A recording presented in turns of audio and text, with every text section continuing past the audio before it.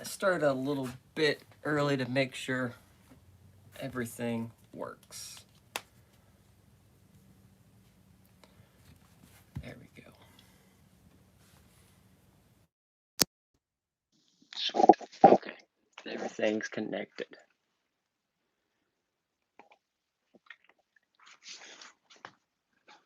Whew. Oh.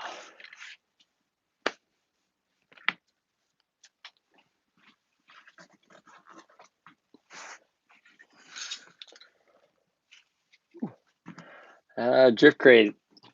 Drift craze. Yes, you're in. And Carlos. Yeah, you are into Syracuse. Syracuse. Nice.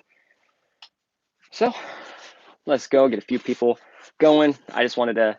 Let's got it started just a little bit early to make sure everything was working. I was having some connection issues. The app decided it wanted to reboot and re-download a couple times, so I was like, oh no.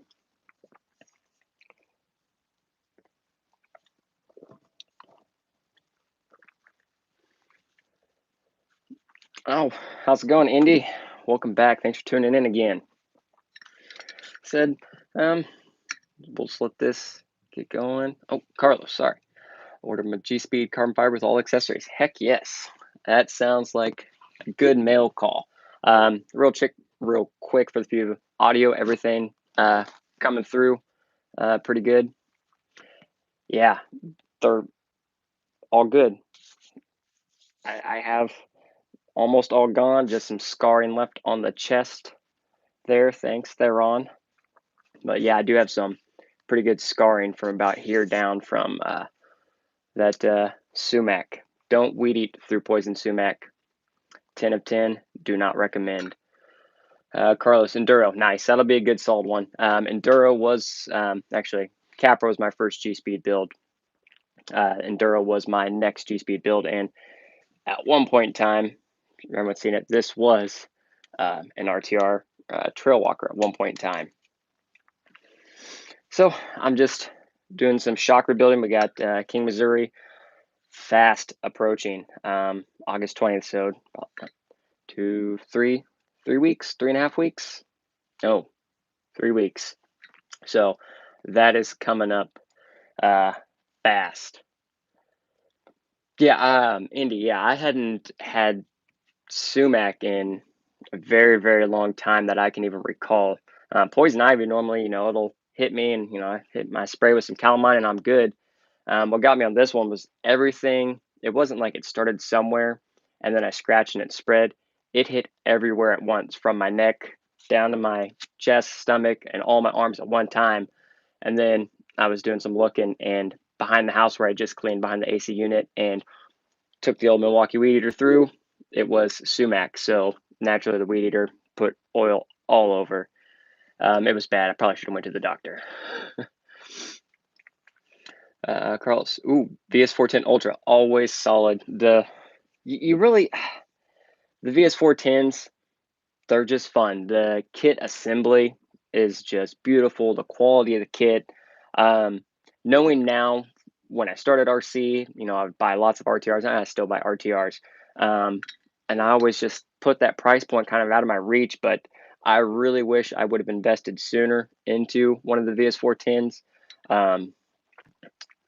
Definitely something I shouldn't have waited to get.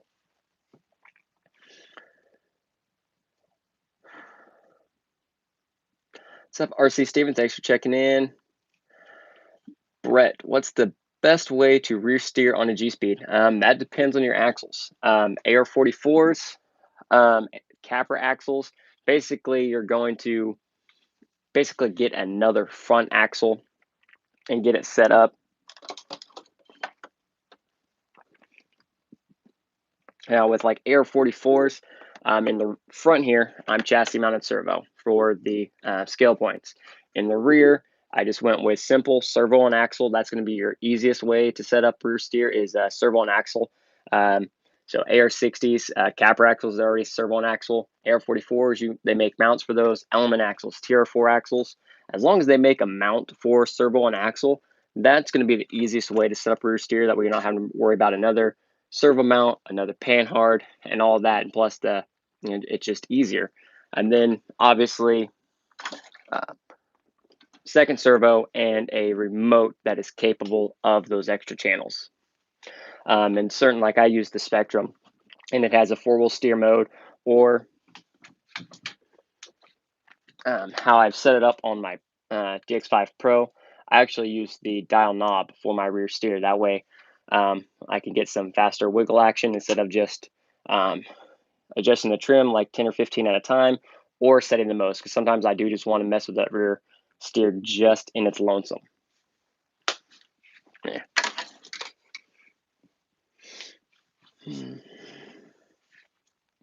Indy, that would be awesome to be able to roll in that. We had some poison ivy down at Air Cap, so normally I'll hit that once or twice in our local area, but this year was pretty good, and we haven't really gone too deep in the area there for it. Carlos is G-Speed making aluminum frame for the Ultra. You could do a you could fit a Ultra 2. They have the aluminum V3 and the aluminum C1 V1 chassis. This would probably be almost a near straight. Open your Ultra kit, take your frame rails out, set them off to the side, and you could probably build everything straight to this. You'd have to grab some body post mounts, stuff like that, obviously. Oh, it's AR45 axles. Oh, nice. I've done a build with AR45 axles. I ended up parting ways with it. I shouldn't have done that, but thanks to my man Theron, my 3D printing guy and fellow team driver, we probably at some point here in the future will be doing another AR45 build.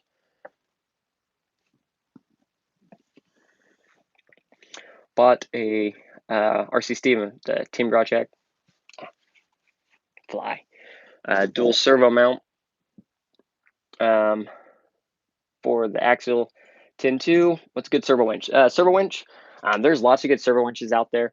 I use dominantly the Three Brothers RC Overlander winch. If I'm doing trail truck or anything like that, it is a super strong winch. Can take direct power. I've ran mine on 4S and it's good. It's a little bit on the slower side, but it is super, super strong. And next in line, like all my comp trucks, I'm running the In the Works RC Ninja winch. Said may not be the best driver, so I need a super fast winch because I'm scared of gates. Oh, Carlos. Well, thanks. Thanks for the $5, man. Appreciate it. Coffee before work, Red Bull. I will have one on you. Thank you. Ralph Harper, how's it going? Thanks for tuning in. Matt, welcome back. Thanks for tuning in. Indy, got a motor question for the G-Speed V3. As of now, running the Castle 2850 slate. Should I swap it out for the Holmes Polar Pro 2700 kV? And you have a Mamba X in it now. I've never had bad problems with the slate motors. They're a solid motor. The Polar Pro is a solid motor as well. I've only ever ran one of the Holmes Polars was a 3500 kV. It's the only Polar I've ever ran. It's a solid motor. All of mine are Three Brothers RC motors. But I mean, the Holmes motor is going to be smoother than the Castle. It is a higher quality motor than the Castle slate there. So it's definitely an upgrade. The Mamba X, spot on ESC. And with that, you should be able to run, I think, 4S on that if you wanted to, if you wanted to really kind of push the limits there. Gary, oh, good evening, man. Thanks for tuning in. Brett, let's see what you got here. Would you say the Capper is a Sorka Class 3 on the tube chassis?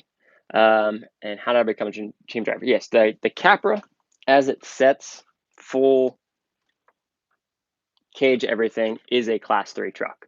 That is how it is. The only cage-like vehicle that is Class 2, the only exception is specifically written is the Axle Wraith 1.9. So yes, as that sets, it is Class 3, and also it does have the dig unit, so that helps. So you can have either dig or full wheel steer in Class 3, or pull the axles and do a LCG build with the axles. I love my Capra build.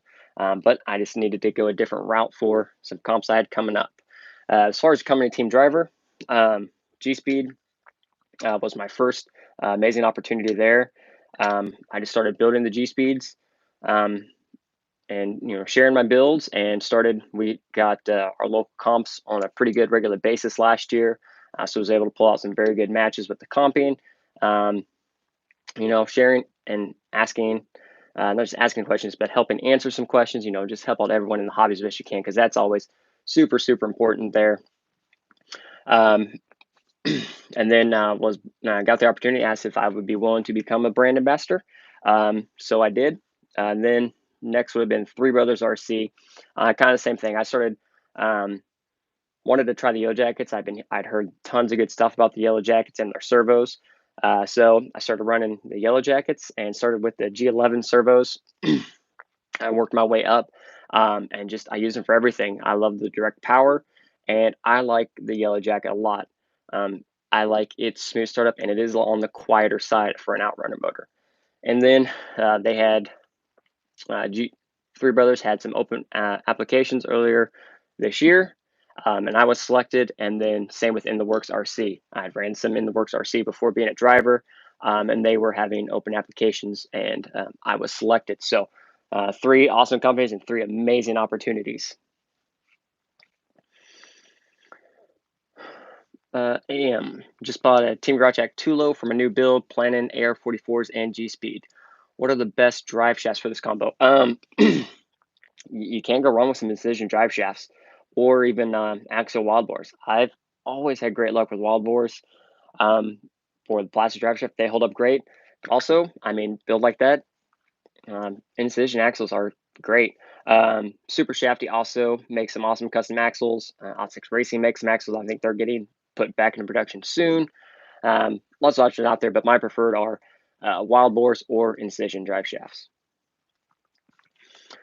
Carlos, looking at your shocks, I have a new tool coming, the American Oil Dampener Air Remover. Huh. I'm going to have to look into that. It uses a vacuum. I'm going to Google that later. I'm going to figure that out. But this isn't anything fancy. It's just my regular car stand, but it has multiple holes in the top, which work perfect to set the shocks in. So these are my normal standard shock that I use on just about everything. This is a modified Traxxas Big Bore 2660. I like the short shock. These are about 84 millimeters eye to eye. I have a 3D printed no preload spring cup, courtesy of my man Theron, and Lowe's Mini T springs on here. Soft in the front and firm in the rear. And we're going to go, wanted to up it a little bit. We're going to go with a 45 weight oil all the way around. So I'm going to get these filled up and let them set for a little bit. Let the air bleed out of them there.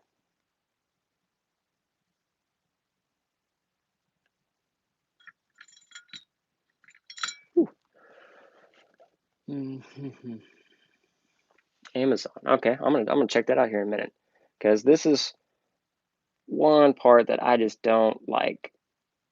I don't like shocks. I don't like bleeding shocks. It's always messy. It's like that scene. The memes have been shared many, and it's spot on. It's when Keanu Reeves hops out of the tube in The Matrix and wakes up, and he's covered in all the goo. That's what it feels like. Normally, I honestly, I wear latex gloves when I do most of this, just because it's just something I've come accustomed to at work. I wear latex gloves because I don't want to get people's cars dirty. And here, same thing. Don't want to get oil and goo everywhere. So get those set up there.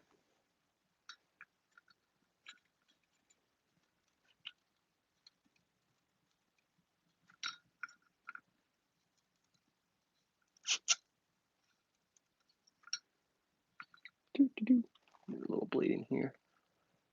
Indy. My brushless rigs run 4S. Brush gets 3S. My other brushless rigs are VS410, VFD Trans TRX. Ooh, that's a pretty interesting. That's a good comment. The VFD transmission is just a solid transmission. I wish I wouldn't have parted ways with mine. I thought I was going with a different route, and I should have kept it.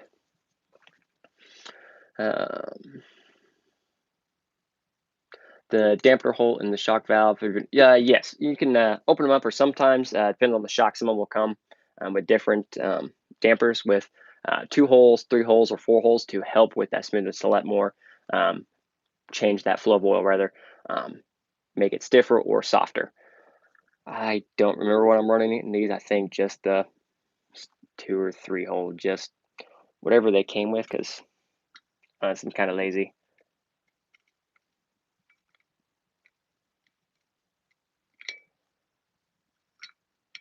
So I just fill these up, compress them a little bit, get some of that air out, and then I fill them back up and let them set here, let all the air bubbles kind of work their way out.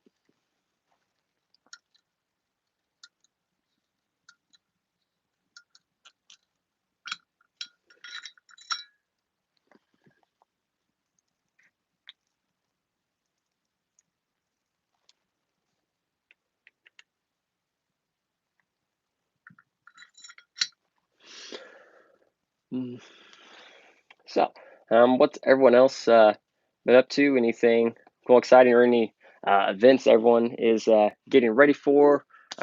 Builds, anything like that exciting going on? Kind of just tinkering through stuff tonight. Gives me something to take my mind off the fact that being live, and it um, helps calm me down.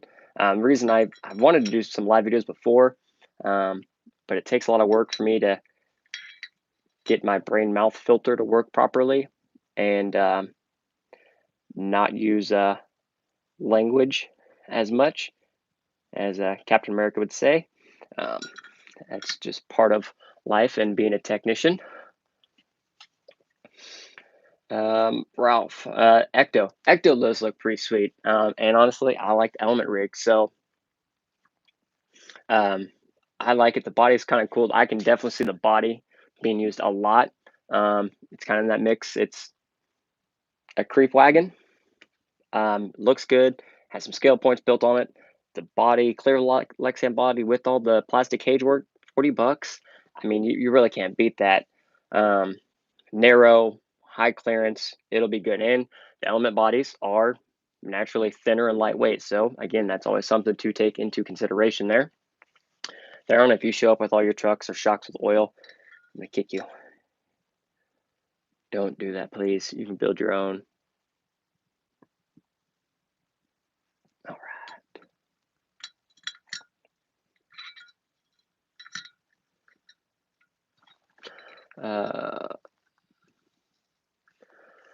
right. Carlos, 6x6. How's it coming along? 6x6. Oh goodness, that's how we lose a truck, just like that. 6x6 is good. It is down where I'm at. I said I'm probably not doing any comping or anything like this, and it's AxioFest legal because I have soft permission for AxioFest next year, and because I was kind of looking, I was like I don't have a rig that's actually AxioFest legal, except for this one. But the most part, this is done. This is right where I want it. Wheels, tires, just I got lights, front, rear, all that looks good. I mean, I love the 6x6 cruising through. You got the shocks good, tuned in, 3-brother servo, running the Copperhead 10 ESC, and this does have a Puller 3500 in it. So overall, everything's good there. We got the 90mm big bores from In the Works RC and In the Works RC high clearance links. Overall, it's pretty good. I do think I actually have a diff going out. I was tuning with it the other day and I noticed some abnormal clicking. So I need to take a look at that. But it's a blast. I like the 6x6s. Still debating and probably get some stuff going around because we have a TRX6 as well. So we may do that one here next. Indy, have I run SSD Trail King? Yes, I have. I had a SSD Trail King on a G-Speed V1C1 chassis. Should have a video on it. It's SSD plus Trail King, SSD plus G-Speed. It was definitely more of like shelf Trail Queen. I didn't do anything crazy with it. I went pretty good on the scale area, but it ended up being it was a truck that I didn't drive at much at all. It literally sat there a lot. It would come out for a major event, and I would cruise with it for a little bit. Um, Everything looked good, and I was just like, I don't want to destroy it on that specific one. I mean, I crawl with it. It takes some tumbles, but I'd go out to crawl, and it just always ended up kind of being one that I didn't take with me. Not that it wasn't fun and capable, because it was super capable. And the SSD Trail King kit is pretty freaking sweet. It is an awesome build, all high quality, the axles, the trans, all good. But I ended up parting ways with most of that build. Uh, Gary went with a use rate 2.2 donor from a V3 build, so AR60s.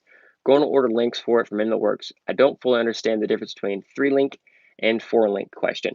So the 3-link is talking on the front, whether using 3-link in the front or a 4-link. If you're going to use AR60s, you're probably going servo and axle, so you are going to want to select 4-link. And that's just, you have your 2 lower links, and 3rd-link is generally when you're using chassis mount servo, you'll have your panhard on one side and your front 3rd upper link on the other, or 4-link when you're not using chassis mounted servo, just all 4. So 3-link, 1, 2, 3, 4-link. I would just have another link here on the other side. So that's what you're going to want to select, is the 4-link there. Brett, first little comp this Sunday. Got all my trucks ready to go. Winch mount for the Terran, good to go. Nice. Good luck out there. Have fun. Kill some gates. Well, not like go through them, but do good. Oh, Indy, thank you for helping out there. Carlos, want one? Spend my RC money. Yeah, I kind of had an issue with ordering stuff. Yeah, Proline by the Fire is coming up here soon. Ooh, Proline by the Fire would also be a fun one to go to. Videos I watched because they didn't do it last year, so that year before, looked really, really sweet. So, AM, what length links would I need for a Mojave 2 body? Mojave 2's 11.4, single cab or double cab? Single cab. They're short. That's a short wheelbase truck, so like 11.3, 11.4. Don't want any recommendations for metal drive shafts for the TRX4. I've never upgraded axles drive shafts on the TRX4, but if I'd picked, it would be Trio. I would get the Trio drive shafts. Oh, yeah. Or Incision, they would fit too, drive shafts. But I know Trio makes some specifically, the links and everything for the TX4. So those would be the links I would pick up for that one there. AM single, so yes, short wheelbase, 11.4 is what I have on my Mojave 2. So let's hope I filled all these right.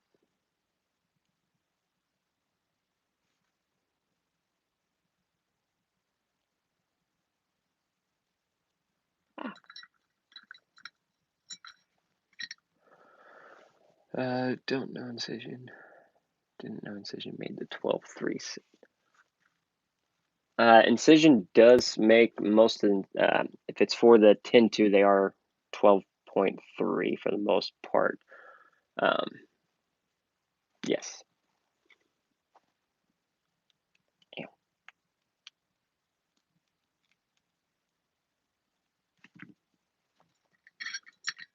Ooh.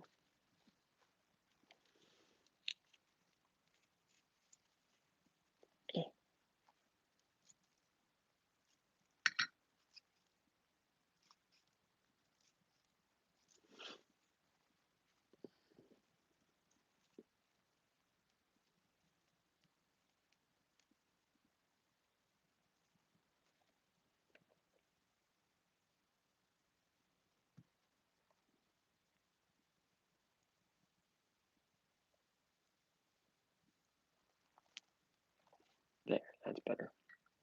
Let that one set. Didn't have enough oil in it.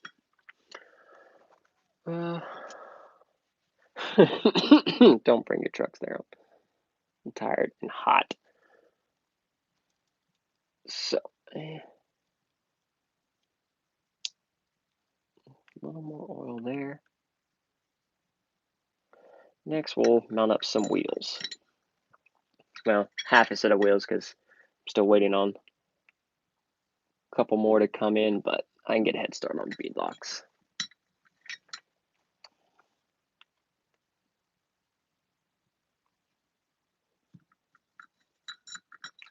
All right, we'll let those shocks sit over there. In the meantime,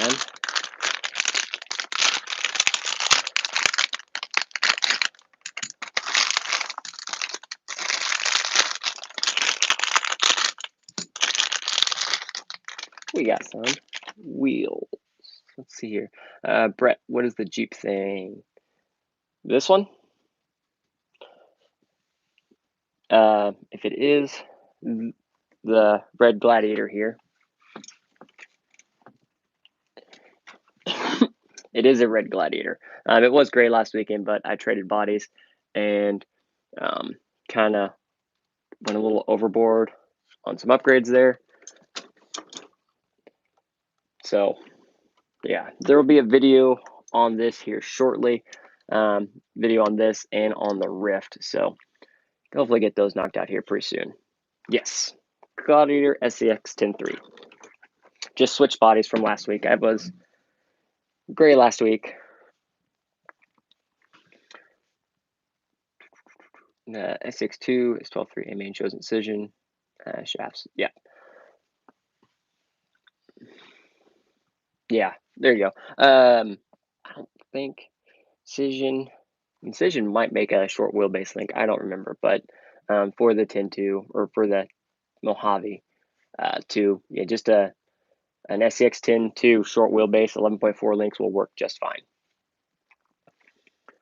Ralph, I paint the ecto body the color of your glasses.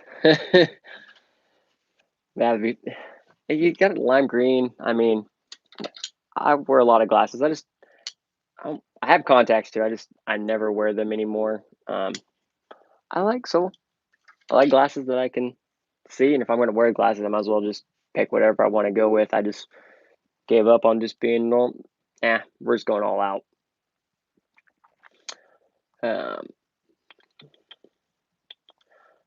Scott was able to get any Team Garage Hack wheels.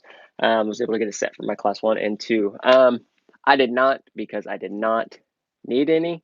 I should have got a set just to have an extra set and for other purposes down the road, but I did not. I instead got the Vanquish 1.9 methods in gold. So that was my wheel that I got my last go around on ordering wheels. I decided those because the only truck that I want the Team Garage Hack wheels are on my class 1 to just get all that coverage in. So I didn't need another set.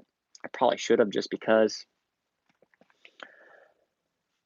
Dan, tires are used on that Gladiator. Those are Voodoo KLR X4s. They're very similar to the OG Voodoo KLR, except they are a little bit taller and they're just a narrow tire. And they have a very strong, kind of stiffer sidewall. So with the weight of this truck, that helps their support everything. And the tall, skinny tire, I think, fits the build very, very well. I know I'm going to have a little bit of rubbing issues right here with the fender delete, but this is just my trail truck, night run, light bar. We got the axial rock light kit, everything else done. This thing is good to go. I'm very excited about it. We'll probably knock a video on it here in the next day or so. Just been kind of wore out, just kind of wanted to lay back a little bit from work and whatnot. So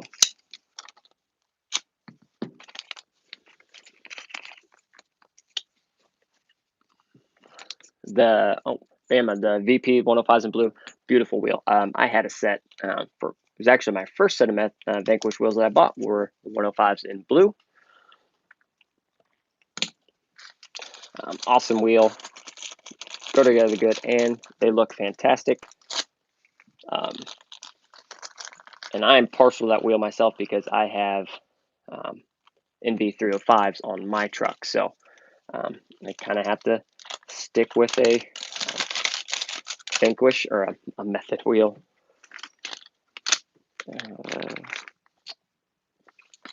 We'll go with those.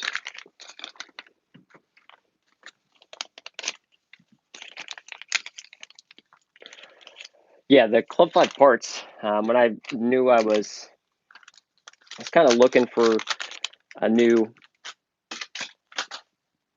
RTR, and something about the Gladiator with just the amount of aftermarket stuff it had, I think would have been really, really cool.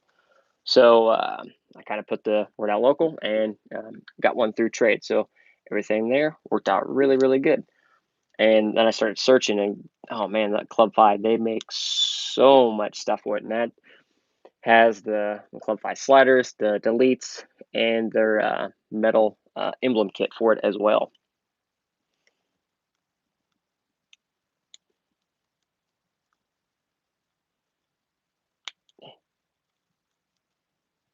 That's what I did.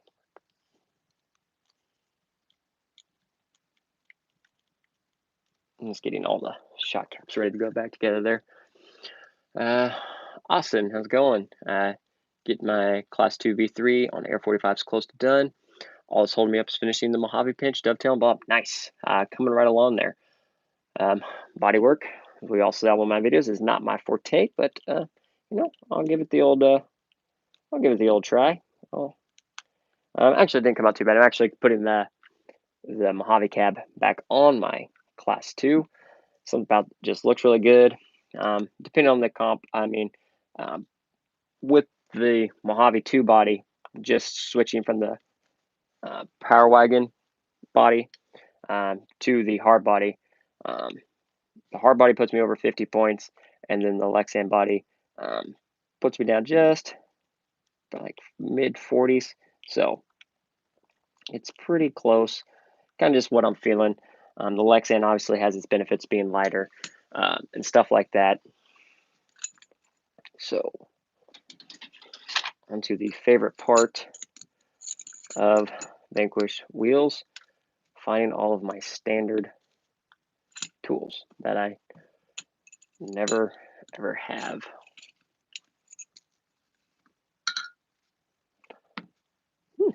But gosh dang, these look good though.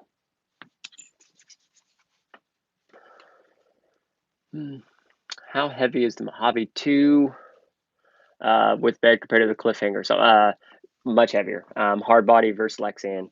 I think the last time I weighed Mojave single cab with a bed, I want to say it was like 11.5 ounces versus Cliffhanger body or Lexan of some sort, which is like 4 to like 5, 6 ounces by the time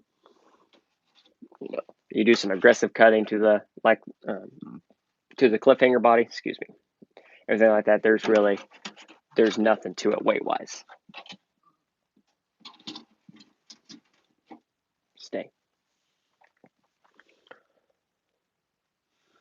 Speaking of body work, I was watching an older ISOFest video, and a competitor had a metal body.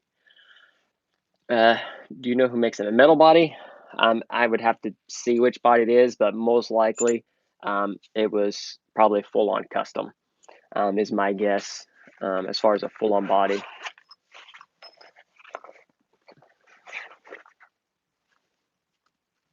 Unless it's like custom cage work, stuff like that, and there are several companies out there that do that type of stuff.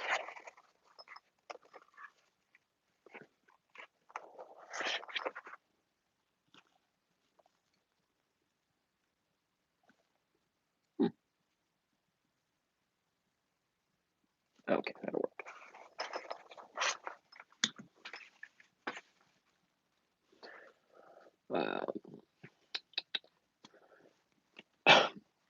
Indy. What's your take on the new axial Bronco? It's a bit pricey, but it looks really good.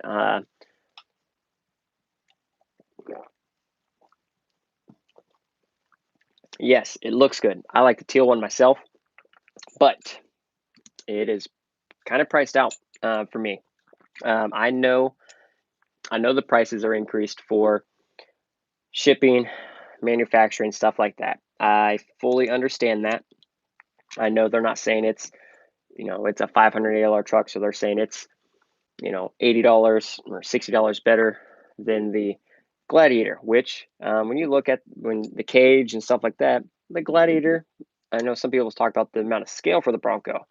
The interior and the doors, yes, are super nice and scale. Lots of 3D interior, some scale points there. But other than that, other scale features, it is honestly spot on with a Gladiator. So I know it's not priced because it's better. It's priced because of everything else happening right now. And that kind of takes it out for me. If someone runs a sale on one, or there is a price drop, possibly, maybe the body. But honestly, I mean, the axles themselves, I can get the axles. I like the axles, the straight axles. So I've done several builds with those. But I'm not a huge fan of the 10.3 transmission or the dig. For an RTR truck, I'm not going to use the dig really. If I change it to 2-speed, it'd be different, except the 2-speed on the 10.3 transmission isn't that noticeable to me. It's not like the TRX4 where I can throw it in high gear and it'll stand up on its back wheels and go. The 10.3 won't do that with its 2-gear. So that kind of puts it out because I don't like the transmission because it is big and bulky. One thing that influences some of my RTR purchases are if I don't like it in its RTR state, turning it into a custom build. At that point, with that 10.3, the only thing I could use are the axles. The shocks are too long for a custom build of my choosing. I would go high clearance links. And electronics would at some point inevitably be changed out anyway. So, in my opinion, if I'm going $600 into that, knowing that I'm already going to change out electronics and other things, I would, at that point, go up more and pick up another VS410. You're gonna have. That's how I feel about it. If I'm gonna spend $600 on that truck, and knowing I'm gonna have to do upgrades and electronics, I'm probably just gonna pony up the 200 more, 250 more, get a VS410 kit, and put my electronics to choosing in it, and go from there. But I do like the body; it does look good.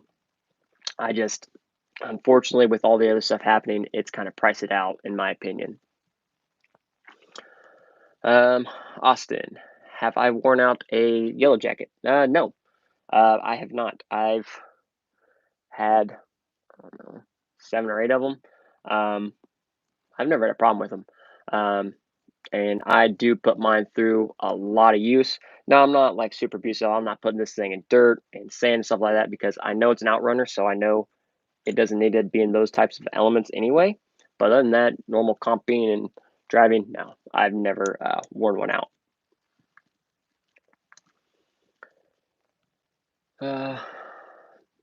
AM, how much noise does the Lexan body make compared to a hard body with an outrunner? I mean, some of that's going to depend on if you're having an interior on there as well. I mean, you're going to have some of the outrunner noise amplified with the body. I don't think I've noticed a difference between what type of body it is. ESC makes a difference. I've noticed the micro Mamba is significantly quieter than most. The Copperhead 10 is actually very, very quiet. I've noticed just a slight change in the pitch as well. And of course, there is the new Holmes ESC that is silent, but I haven't used or have any experience with it at all yet. Carlos, I'm going to try and braze up a custom cage back half this weekend. You ever tried to build one? I have done a little bit. I've tried. And I'm so good at it. You can see I don't have any because that's how awesome it came out. I think the first hill I tumbled it down. I think I broke it in half. I've picked up some better tools since then to give it a better go. I just haven't had the time, and I would like to do a full cage truggy build at some point in time, but it's not that high on my priority list, so I haven't quite got there yet. Bull Gear RC. Oh, how's it going? Thanks for tuning in. Indy. Not much of an RTR guy myself, rather buy the parts. Parts I want, yeah. But the Bronco body, yes. The Bronco body would be good, and it would look very good on a VS410. I will have to agree with you there. It would look very good. I definitely see that body being very, very, very popular. Austin, can I run my Yellow Jacket on 4S? What KV? 1500 or 2000? I know I'm testing. I have ran my 2000 and 1500 on 4S. I never had any problems, and I'm feel dumb because I can't remember if the 2000 KV is warrantable for us. I think it is. If you double check on the Three Brothers website under the motors, they will have a max voltage for those that is warrantable. But right now I have been doing the testing on the new V2 Yellow Jacket. I have ran it on 4S. So far, so good. But I don't want to tell you something that's wrong because I don't have the page pulled up right now, and I cannot actually. Wait a minute. So the 1500 is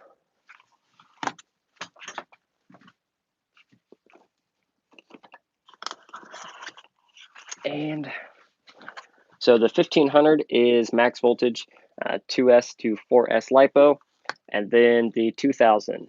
On the V1, it does say 3S on the first Yellow Jacket. I do not have the newest box. I thought I saved it. Apparently I didn't. But yeah, just double check on the Three Brothers website just to make sure it is okay. I know I drove mine on it and handled it on there, but I don't want to tell you something and then it not be warrantable.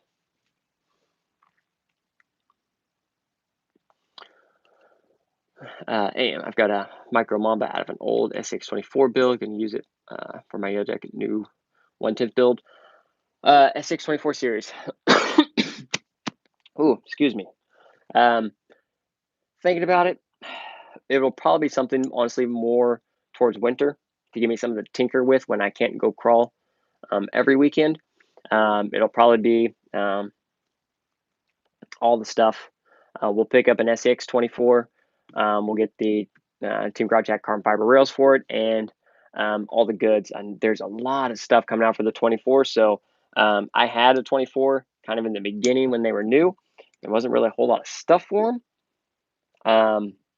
So I didn't have a very good time, but there's a ton of stuff up for them now. So that is in the future. I am thinking more towards a winter type build to give me something to do, tinker with, and be inside.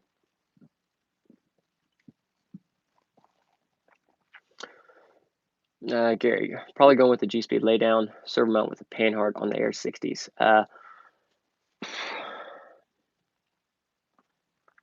Class 2 or 3, Gary, or Air 60s. That'd be class 3. Those are way too wide for. Honestly, pure performance with an Air 60. So leave it servo on axle. Unless you're doing some type of scale build with the really wide Air 60s, and Air 60 links are always fun. That's why custom links are a thing with Air 60s because of their angles. I'm trying to get them that narrow. But yeah, Air 60s, I really wouldn't mess with the panhard. I would leave it servo and axle. I was thinking about doing Air 60s for my class 3, and even though chassis mount servo would be 5 points, that is even one. I would find my 5 points elsewhere. So I definitely recommend just leave it servo and axle. One question. Theron, thank you. Thank you, Theron. Back up there. The 2000 kV is max 3S. So, warrantable. It is only a 3S motor. So we are doing some testing, stuff like that. But I said, I don't want to tell you wrong. I know I've ran it on there, but I ran a lot of things that I probably shouldn't run voltage-wise on a lot of things. But that's me knowing if something happens, that's on me. So always when you're looking at doing stuff like that, said, especially the small companies that have customer service stuff like that, you definitely want to make sure you're in the rules there.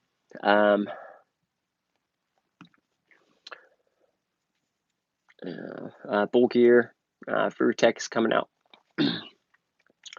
with a 1/10 scale version of their ESCs. Interesting. I'm gonna have to look into that.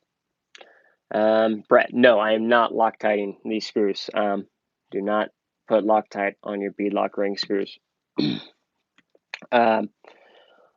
Now, with some of the cheaper wheels, yes, I know a lot of people do because they do come out, but Vanquish wheels, I know the price difference, and people say, well, they look the same. The quality on these, when these are tight, when I install these, they're not coming back out. They're not coming loose. But no, do not use Loctite on the beadlock screws. Honestly, no matter who makes the wheel, unless for whatever reason it specifically says to. But generally speaking, don't. Because if something happens, these screws are small enough, even just blue Loctite will probably ruin your day if something goes wrong.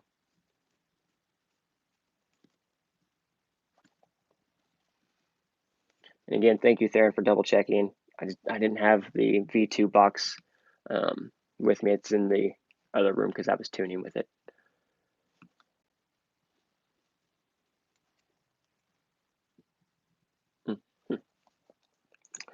But this is, the most awesome part of putting beadlocks together.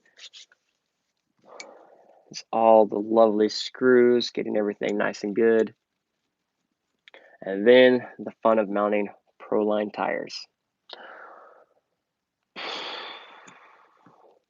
Proline makes some great tires. Their beads are, they're getting there. Well, mechanics fingers, they're always sore. It's always something, that bolt is all the way over there and I can reach in. That's how we do things. And I left my other tools at work too. But I mean, solid workout. I mean, these fingers, we can lift weights with these.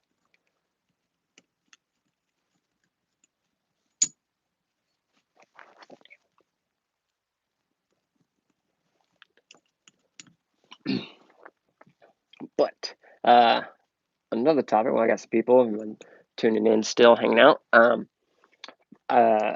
We will be. I might work on it later tonight.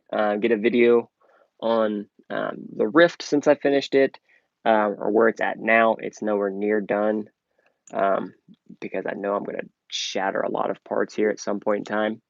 But the 10.3 is basically done. So those two videos are coming. Probably do the 10.3 under the RTR series. We'll just do another episode and we'll kind of focus that on what I've done to the 10.3. We did just finish the TRX4 based G-Speed build. Show you here in a little bit. It's the next thing I need to do tonight. Did finish the Wendango axle G-Speed V3. It's not quite the prettiest, but it does work. It is alive. Need to do some link work is my biggest issue. I need to take some of the links back out and get everything measured to get a good set of custom links ordered. But it is alive. Kiddo took it out this weekend. He liked it. So was one of those builds. It was just kind of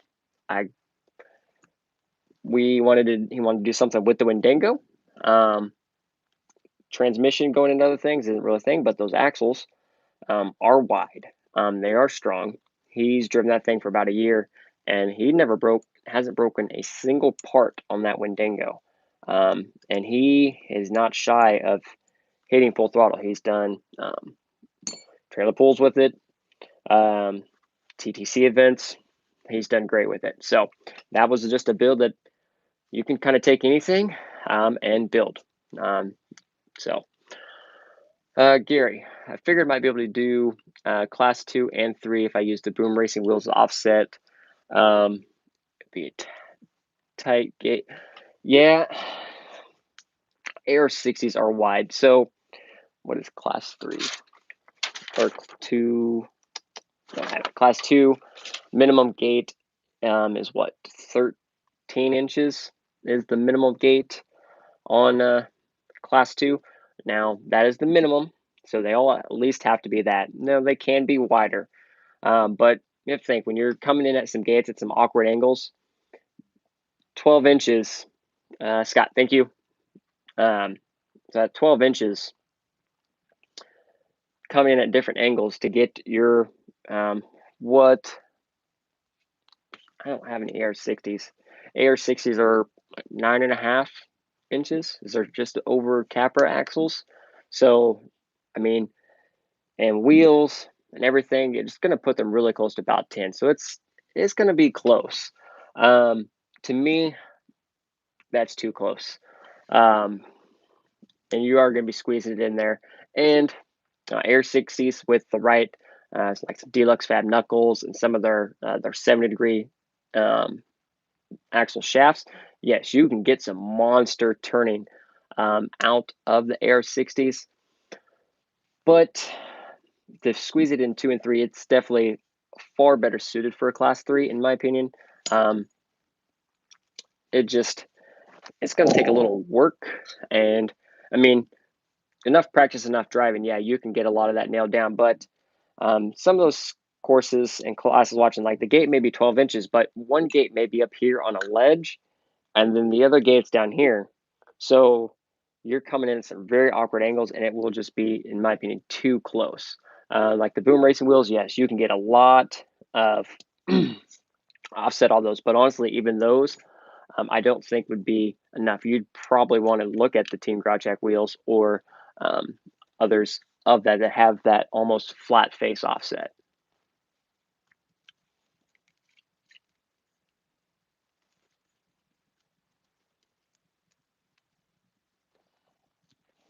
I love me some boom racing wheels though. I just like all the color combinations. Um, Thinking of a new color combo for my class 2 here actually. Throw my purple wheels back on it maybe.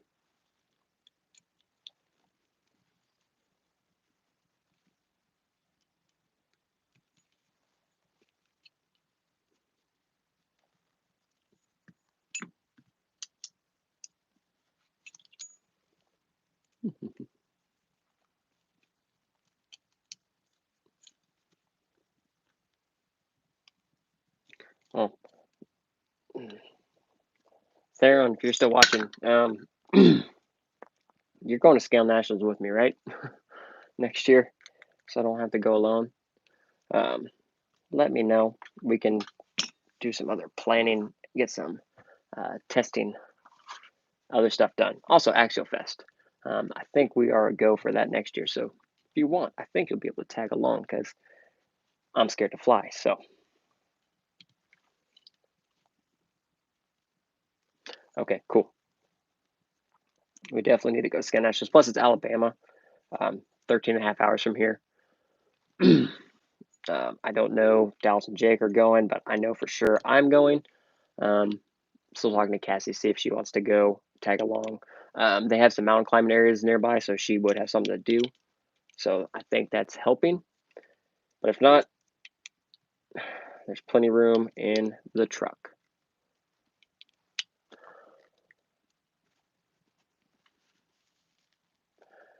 Carlos, I know, yeah, the neochrome, it just fits good on certain combinations. It does look good. Blue rings with the orange face. See, now that's kind of something. So I have think about changing these up a little bit. I have the orange face or orange barrels with the black face. Now currently for my class 2, I have 2 body options. I have the pinch cab here, neutral gray color, so I can combo it with anything. Then I have the purple Lexan.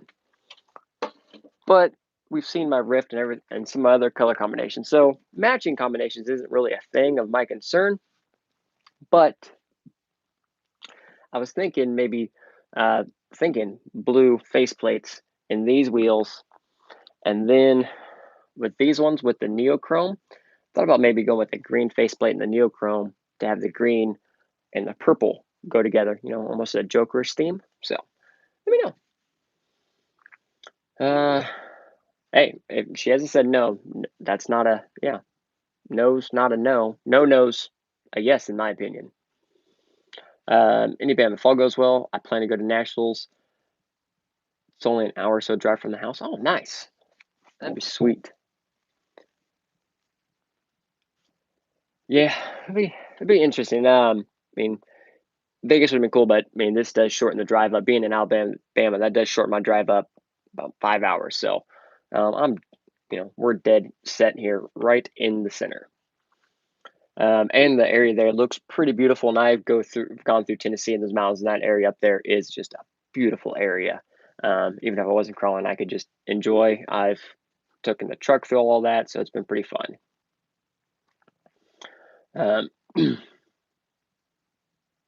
No, yeah, you don't want to risk an event being that close with some kiddos on the twins. Oh man, whoo! Ah, all the power to you. That is my friend. Their first kids were twins, and it was he's still having lots of fun. Needless to say. Oh my goodness, that may be the easiest I've ever gotten Proline wheels to seat in a bead. I think I'm gonna have to go buy a lottery ticket. It's only like $160 million. You know how many rippers I could have with $160 million? Out of my own RC complex with $160 million.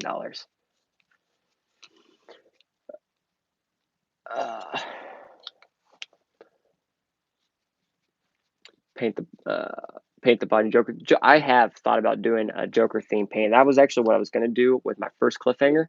I was actually going to go half green and half purple, but I decided not to. I decided to take it back a little bit, so I didn't.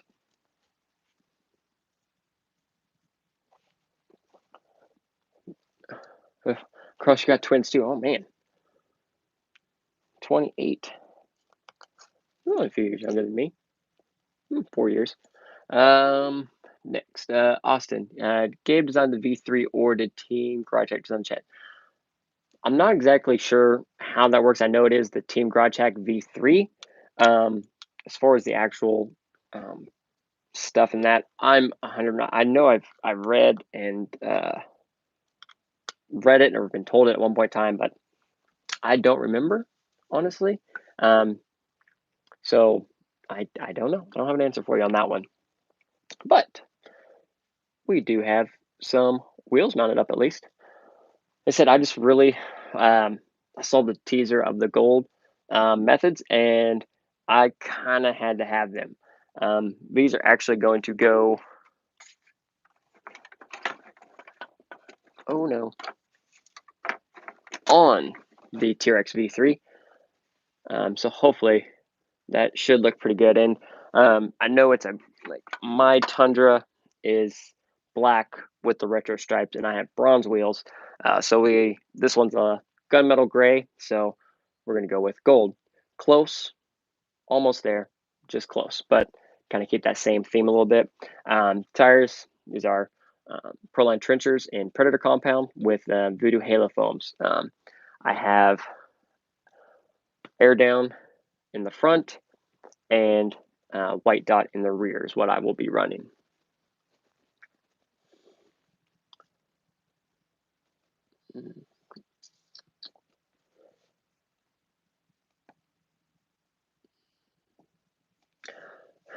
You could put on the next festival with 115. Yeah, with that much money, yeah, I would. I'd have my own event. We'll have a TRD adventures shenanigans. Come have fun and crawl like there's no tomorrow. How much is a set of boom racing wheel set? about the $100 to $120 range. They have a couple of their pre-assembled kits, which run, some of them are on about 45 to 47, plus tax and shipping. Or some of their, like the neochrome kits or the extra wide kits, those run 55 to 65, or you can build your own. I use Dixieland RCs mostly, where I've always ordered my pro build stuff from. I know he's got a lot of stock coming in, and they're in the middle of, I think he said they were in the middle of transitioning the shop or cleaning the shop.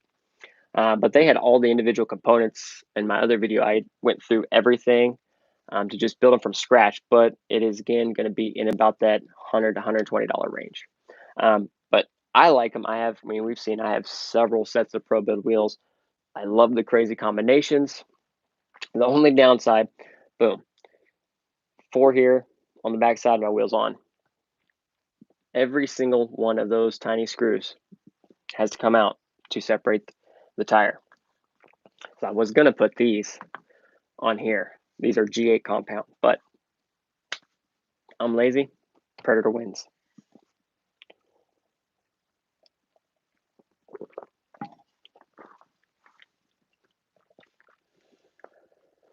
Psycho Garage on Twins 5 kids. Woo! I just got one right now. That's all I got there.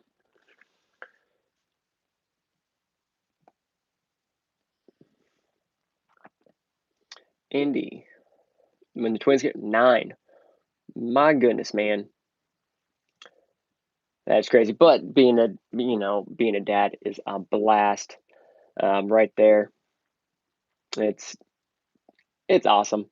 It's stressful, sometimes you just gotta sit in the corner, cry a little bit or go outside, just stand there and take it all in, but it's worth it. In the end, it's all worth it. Carlos, the stands, who makes them for you? They're on. Hairball RC makes my stands for me. He 3D prints them, except for the. Oh no, I don't know what that was. Except for the G-Speed stands. Those are from G-Speed. Other than that, he prints all of my stands for me.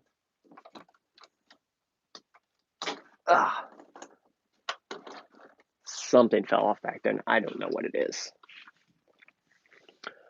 Brett, the gold wheels are the new Vanquish Method 105s. Get in there. There's the Method. It's really shiny. That was black, it would be sweet, but still gonna look good. And I really like them. That was my new wheel purchase there. Gary, yeah, class 3 with dig. Yes. Also, how do you have the 3-rowless winch to keep it spooled correctly? Use some. You can use some tubing or some in links to kind of help. Now this winch is internal spool, but kind of the same principle. I have an in link right here to help guide some of the wire, and then seeing a lot of people use either tubing or RC antenna tube, or some really thin aluminum tubing, so you can kind of bend it and it'll keep its shape. And you'll just kind of bend it through and kind of, you can actually get them to fit through certain rod ends, so you can kind of bend it to its own path. That's the best way to keep everything there spooled, working good.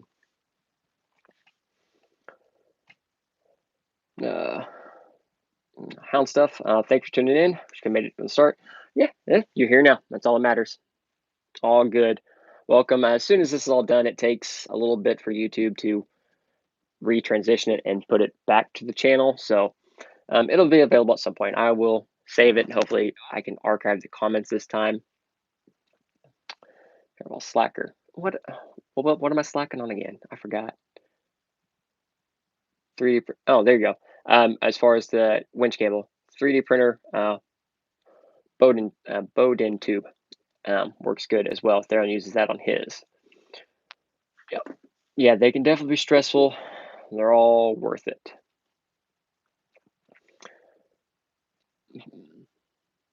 Ooh. And hound stuff. Yes.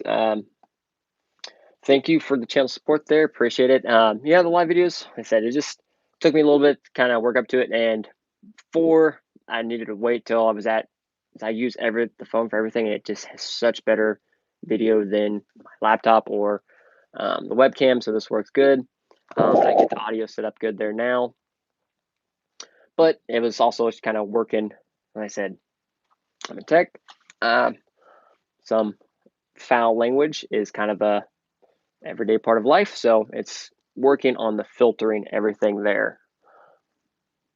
Set you there. It's all good. Next one. Oh, and I'll put my shocks back together too. Carlos, yeah, 3/16 brake line 2, yeah. I don't have any tube. It's all in the garage by the cutter out there. But yeah, normally I'll use some with internal spool winches helps with that. I can just use some rod ends to help guide the cable, but type of that tubing will work great.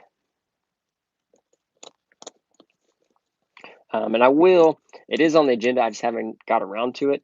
I do want to do some episodes on winches, or for that matter, winching.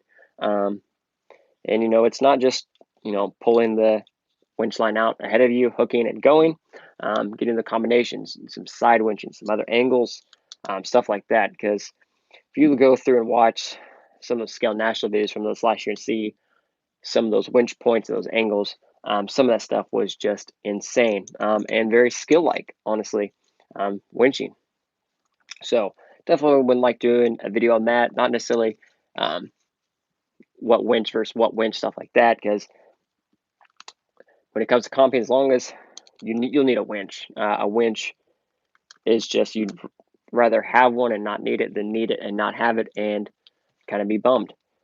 So do have one set of these. I'm still waiting on one more set. They got delayed, so they will be here soon, but I want to get a head start on those. And my extra Vanquish screws.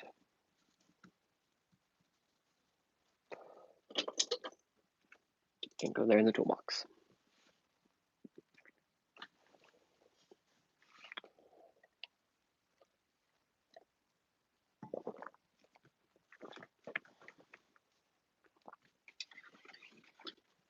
Okay, these should be good now.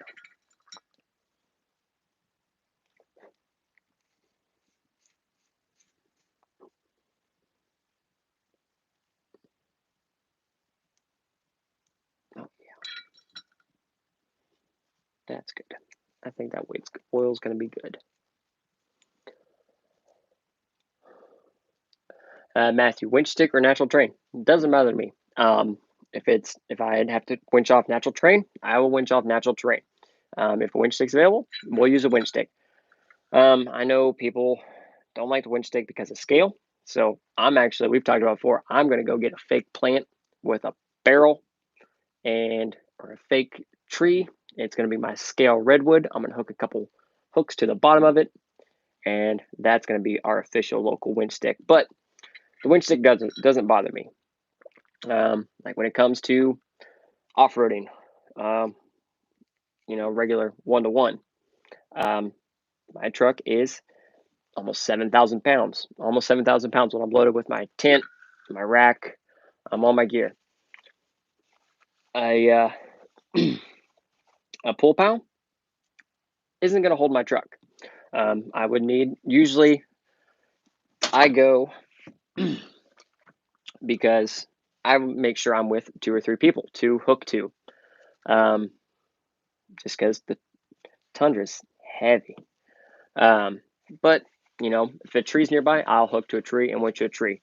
And mostly where I'm at, there are some trees available. But if you think about it, you're scaling everything down. Our courses, we specifically pick areas that do most of the time lack natural objects that you'd see, like trees and stuff like that. I just see the winch stick as, instead of having your friend crawl next to you during a comp so you can hook to his truck and winch out, the winch stick is just a truck, because that's when you're crawling, most of the time that's what you're hooking to if you're out with other people, because most of the time you're not out crawling by yourself and stuff like that anyway, because that's dangerous. But yeah. Brett, what do I think of the new SCX 10.3? We mentioned it earlier in the video a little bit, but it looks good. I do like the straight axles. I'm a fan of the 10.3 straight axles. They're right here on my Class 2 truck.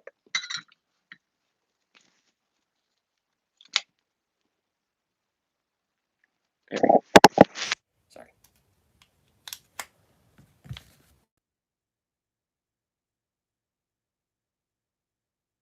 It was still coming through all well.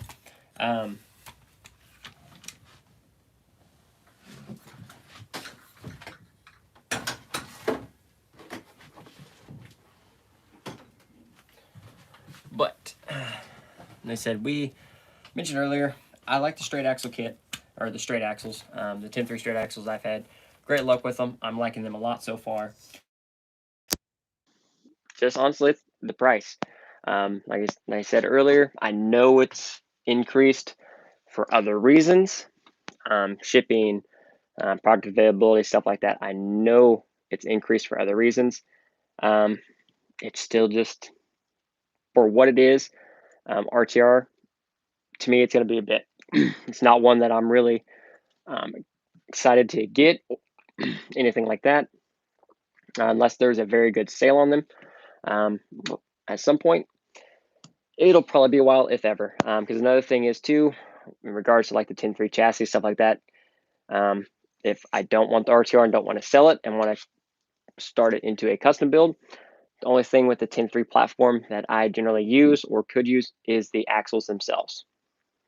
The links generally not good to me. The drive shafts are too short, and sometimes the electronics, but other than that, the axle is the only thing I could use. So it's kind of I wouldn't mind cruising. They're going to look cool. They're going to have some awesome accessories for it. I can already see it.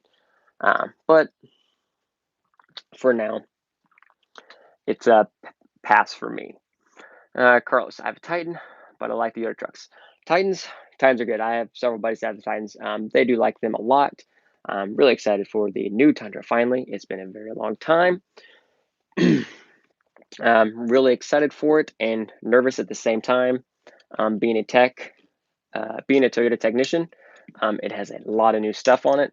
So there's a lot of new stuff for us to learn, figuring out how the truck works, all that good stuff. So it'll be a little bit of a learning phase on the tech side of it. So that'll be interesting, but exciting. It does look, from what I've seen so far and what I know some other things will be, I'm excited for it. And it's been overdue for a while anyway.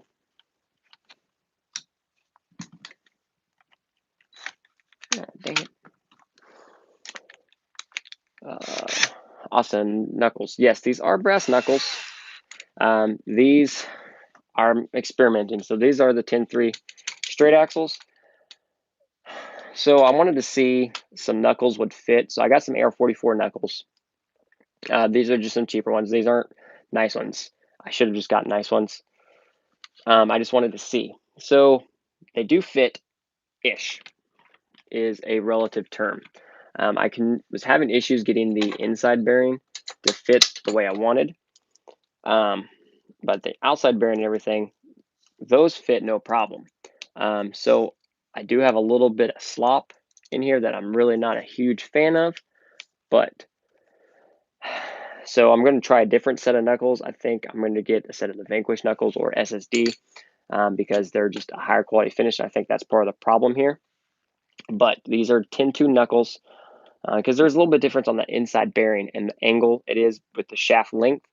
So, but I know I saw Viviton made a post, and I think Triel has too, or they've hinted at it. Hopefully some aftermarket support will be coming for the 10.3 straight axle here soon. That'll be pretty sweet. Carlos, smash that like. Yeah, thank you. Yes, smash that like button. Go ahead, just smash it. heard that Toyota was going to add hybrid to the center. I could see it. It's going to happen. It's going to happen, and I'm not sad about it. I know a lot of people, hybrid electric cars are a thing, but people want certain things with trucks. People want, for a reason, people want gas mileage with full-size pickup trucks, which, yes, gas mileage is nice, and I know some trucks do get gas mileage, but when it comes to a truck, I want the truck to perform doing truck things. If it gets mileage, it gets mileage. If it doesn't, okay, it doesn't bother me. My truck, my Tundra with lift, tires, everything, I get like 10.4 miles to the gallon. But you want certain things with trucks. You want torque, you want power, you want towing, and yes, gas mileage. Hybrid answers every single one of those questions, especially Toyota hybrid. Toyota is the front runner. They're working for Toyota, not working for Toyota. You can admit that Toyota is a front runner in the hybrid world. They have been for a long time and always will be. So hybrid, you gain your power. You have instant torque. It's electric. It's hybrid. You're going to get better gas mileage. Just the way the hybrid works. And like I said, just overall power, your torque, your towing, all that's going to increase. It's all answered with a hybrid. Now, yes, I love the sound of a V8 engine. Straight pipe, it's natural. But the other things with the truck and the hybrid powertrain can easily make me be okay not hearing my truck all the time. Toyota releasing diesel, no, nope, no, and no. Worldwide, yes, worldwide we have diesels everywhere. USA, negative. The market's just too, it is too big three in that market, and the diesel side of it, as far as like companies look at how much money the average they spend paying to fix a truck, like warranty repairs, and diesel warranty repairs are very extremely high. Last I checked, I think it was kind of a crazy number percentage of the truck warranty. So say the diesel cost $100,000, and say the average price of warranty repairs during that warranty time frame is 30%. So which means every diesel the manufacturer would spend $30,000 in repair on before it gets out of warranty. It's not exactly a winning game. But if Toyota did make a diesel one, it would be exciting because we have lots of diesel options. Hino is a Toyota brand. They make a solid diesel. We make diesels across the world. I would love to see one, but I do not hold my breath for it. It would be sweet. Just don't see it.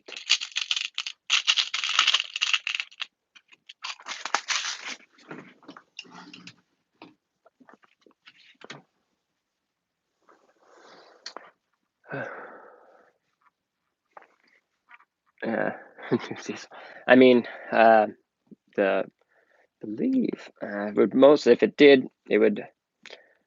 Toyota has things and parts of companies that would shock some people, but if they did make a diesel, I think it would be extremely solid. Whether it had a Hino powertrain or a Caterpillar powertrain, transmission, anything Toyota wise would be good. But unfortunately, just I don't foresee it happening. So that's that. But you never know. I mean, they could very well shock everybody, and that would be the shock of shocks. How do you figure the drive shaft length? I'm going to with a 12.75 wheelbase. And I know the stock Wraith drive shafts will be too long. They may be too long, but they are wild bores, so they are plastic. You can trim them down. I've trimmed many sets of wild bores down to fit if I'm going to a shorter wheelbase, or you would, when you have everything set up, you would measure your transmission to your drive shaft there. Get that measurement in millimeters, and give yourself some room. And then you would see in the building categories, like for custom drive shafts or the lengths, they show you the length expanded, not fully extended, not extended. So you can kind of get in that happy medium so it doesn't bind up at full compression or fall out at full extension. But the wild bore drive shafts, if they are too long, you can just simply cut them down.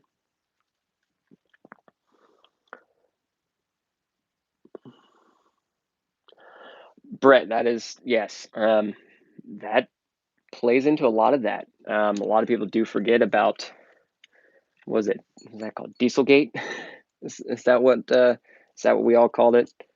I had a couple friends that worked for VW, and they said that was some interesting times. But yes, that had a big effect on a lot, especially not so much people that made all the time, but especially if you were looking to make a new diesel in the U.S. market. That had the VW thing had a big impact. 84 F-150 4x4, short wheelbase step side, and that'll be power to weight. Oh my goodness, that'll scoot. That'd be pretty sweet, actually. 5.9. There you go. Yes, and yes, cutting the drive shaft scary saves money. Carlos, yeah, piece of string, anything like that, you can piece of string and then kind of measure and kind of cut from there. Just measure twice, cut once, and drive string. You can just a little bit, try it, a little bit, and try it, because sometimes just that little millimeter, 2 millimeters will be just enough. And when you trim it, work it full extension, full compression. Try to get it to see if it'll fall out. Make sure it has all of its mobility, because I've done that. Like just one more little bit off, and then it was all over. Yes, yeah, Dieselgate. That was a good one.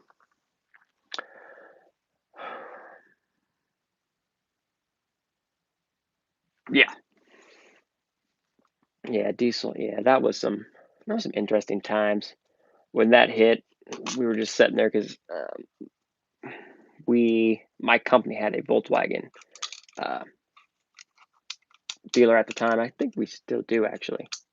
And they just had loads of cars at the dealerships, just loads of them to get shipped back and stuff like that. It was crazy.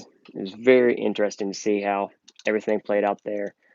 We're starting to get cars back on the lot here, which is awesome. Starting to see some new cars rolling in, because we were getting pretty scarce there. We were more than scarce. I think we left one weekend, we had like 6 new cars left out of our normal 400 or 500 cars.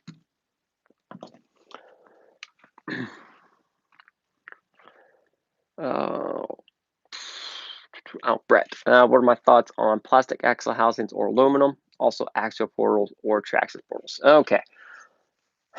Plastic housings are definitely underrated, unless it is a 10-3 or capper axle. Plastic slides, metal grinds is an easy way to put it. No, not every axle. By design, some metal axle housings are good, like the Vanquish axles, any of the Curry axles or the SSD diamond axles that have that, that diamond. That does help smooth over and go over some obstacles and stuff like that. Diablo Tout in the right form? No. Lincoln Park. But anyways, I like plastic axle housings, and I like the metal. It depends on what it is. If it's more like my VS410 here, obviously VS410, so it has metal Curries. The 10-3 and the TRX4 Bronco, if something happens, they will get full metal housings, because they are trail trucks. They do take more significant tumbles than other times, and I do kind of full send them a little more than I should. But comping, all of mine do have plastic axles. If I did change, it would be some form. Actually, that one's an SSD axle. It slides. As far as axial portals versus TRX4 portals, That's a toss-up. Pure performance-wise, as far as turning and the width and stuff, I hand it to Axial. Strength, hands down, the TRX4. Axle is by far a stronger axle all around. Stock for stock. Portal gears are stronger. The housings themselves are stronger. The hubs are severely stronger. And they're separate. If I break a knuckle in a C hub, I can replace a knuckle in a C hub. The 10.3s currently, portals, or in the Capras, that C hub is one piece. And it will snap. It doesn't take much. You get one little bind and you give it a blip of a trigger because you didn't see it, and you will hear snap. I went through 2 or 3 sets of capper axle housings. I probably should have went metal, but it was my comp truck, so I kind of left it how it is. And TRX4, honestly, I would be perfectly fine leaving the TRX4 plastic axle, but just strengthen up like the Bronco here. I've done C-hubs, knuckles, just a little bit of strength there, and that's about it. Oh, excuse me.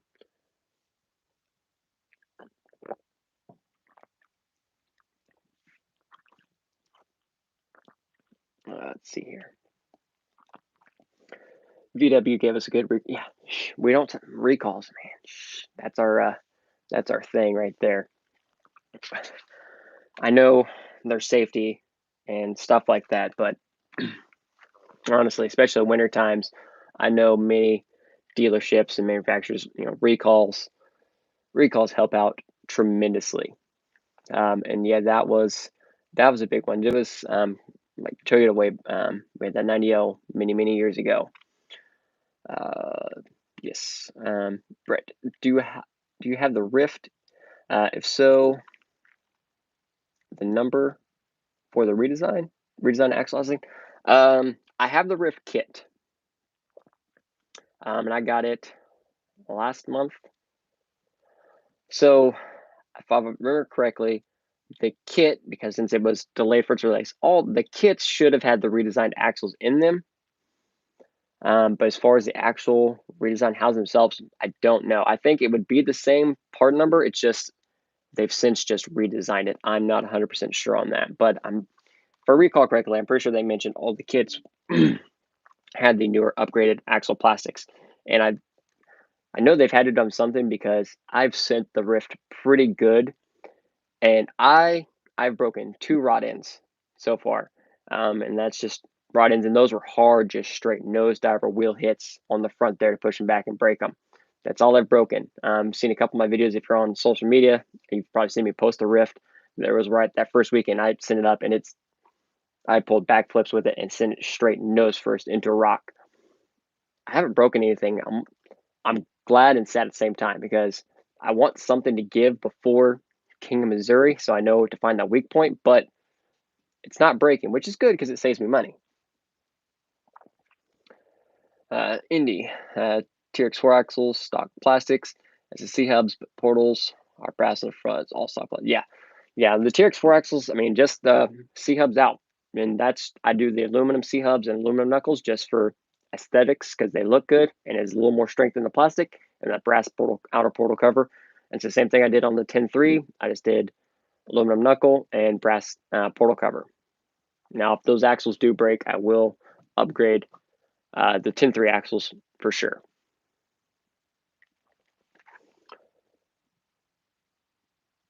One second.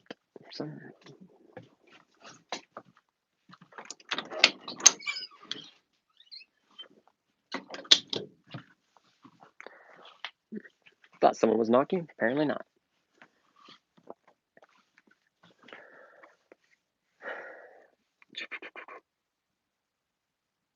All right, so I joined a crawlers group on Facebook. It's called Syracuse Crawlers. Check us out.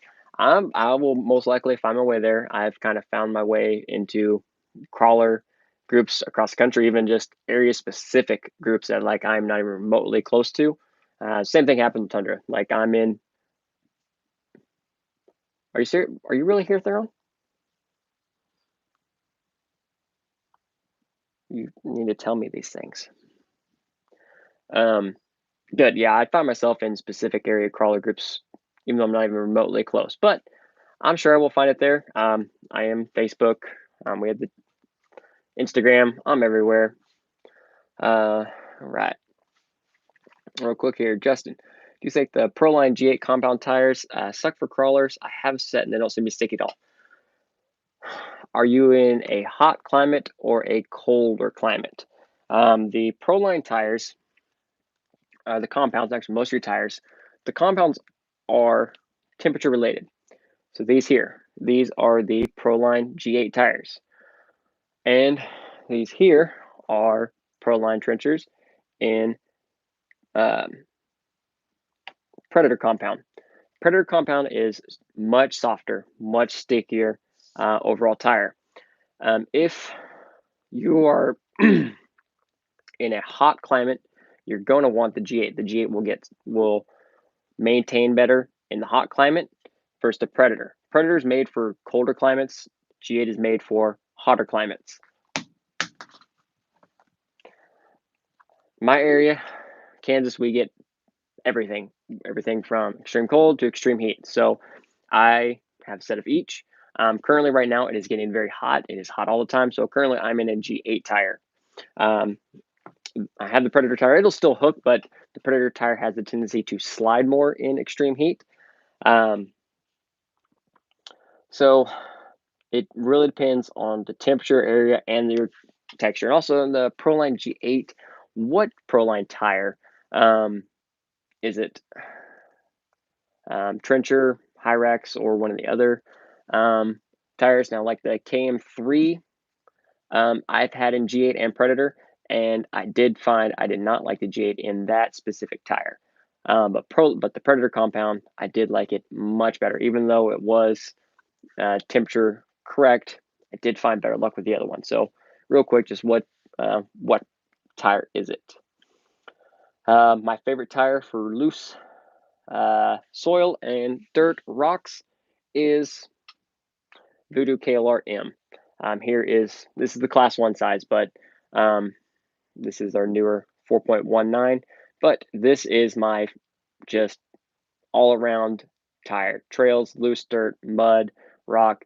Now, it's not a pure rock tire. It will crawl on the rocks, and it does good, especially for a more mud tire with how aggressive and open those lugs are. But for a tire all around, it cleans out great. It grips good. I like them a lot. They're several of my trucks. Actually, goodness gracious. I actually did just put them on my gatekeeper to give them a try. Wanted to start trailing with it a little bit more, so we went with the M's for it.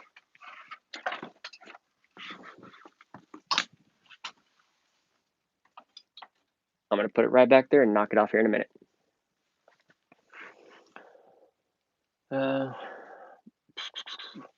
Proline, yeah, your terrain's going to come in very, very key there.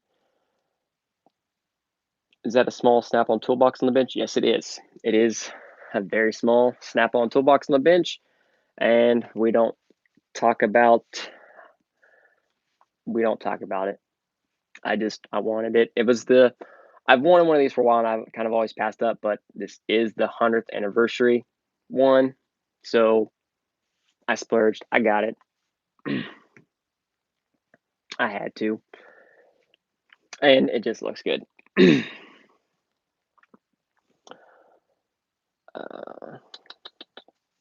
The Super Swampers. Actually, I've only used the Proline Swamper in the 2.2 in just a giant tire, and I think the Swamper is just its lug pattern.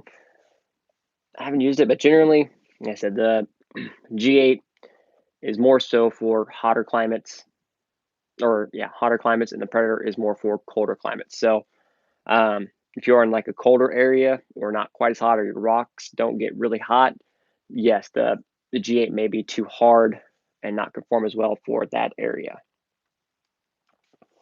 Very hot up here, 120 degrees here the last few weeks. What was the field like today? We were over 100 a day actual temperature, and I think our index was 113.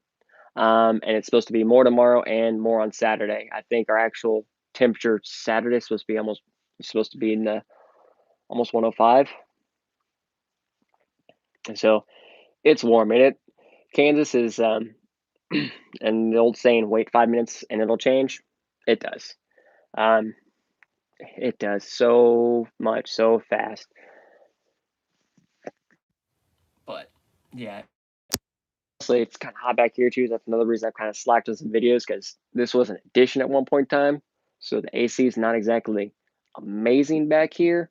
So it gets toasty.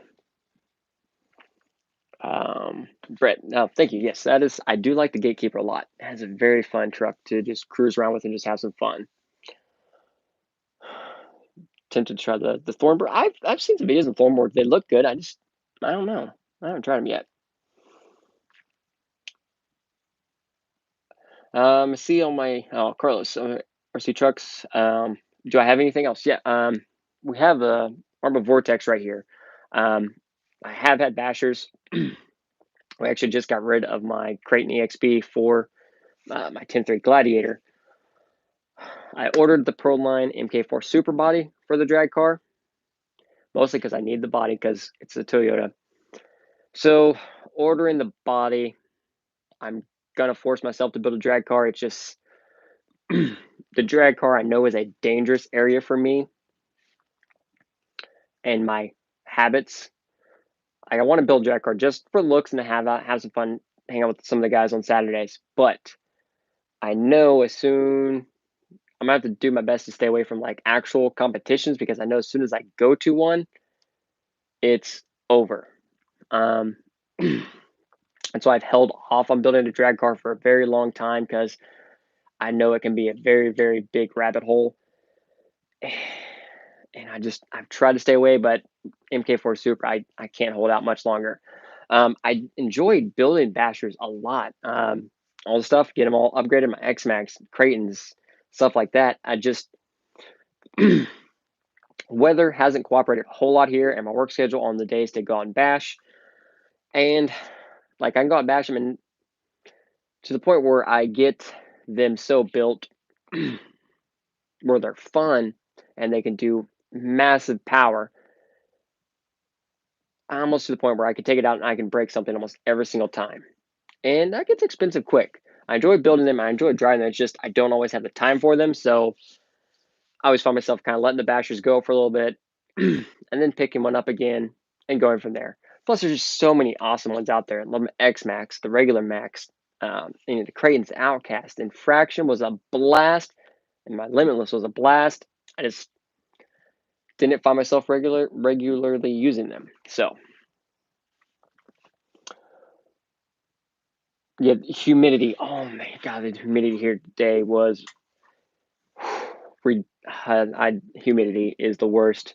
Yeah, you're in the humid areas, Like I've been in some hot areas where it's just hot, but then humid is a whole nother thing. It just hits you in the face.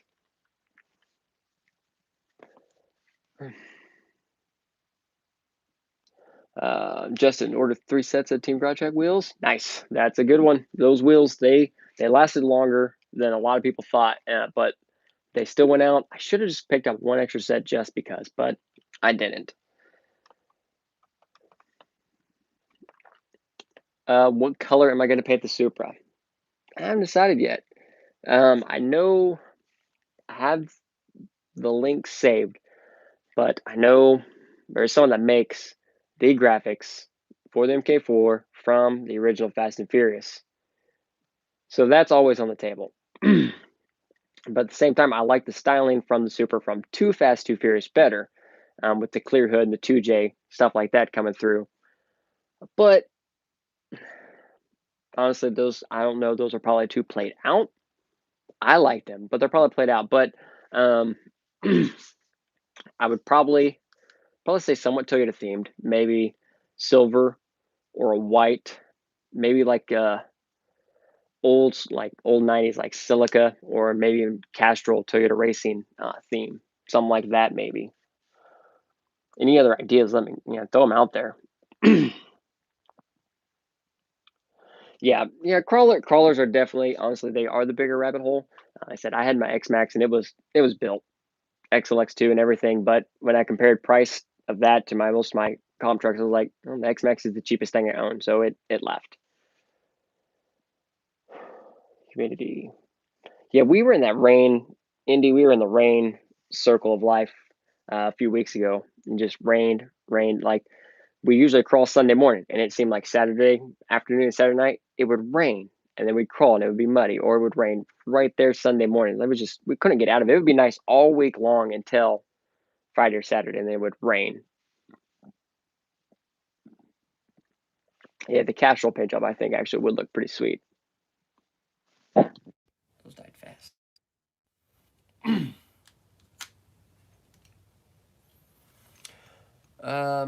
Any other shocks